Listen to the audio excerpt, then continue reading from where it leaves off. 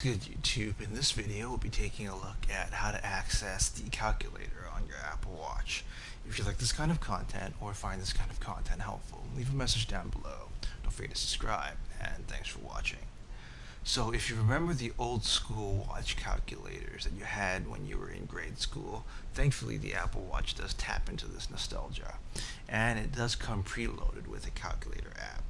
It's actually in your app grid, and you can look for it by looking for this calculator icon here, which is the same icon that you find on your iPhone. If you hit this icon, you'll be surprised to find that there's a full numerical value calculator available on your Apple Watch with little buttons. And as you can see, you can use little buttons to make small calculations. Overall, it becomes really handy if you're looking to do things like calculate tips or do other small calculations on the fly. So there you go, everyone. Just a quick tip on how to access the calculator on the Apple Watch. If you like this kind of content or find this kind of content helpful, leave a message down below. Don't forget to subscribe, and thanks for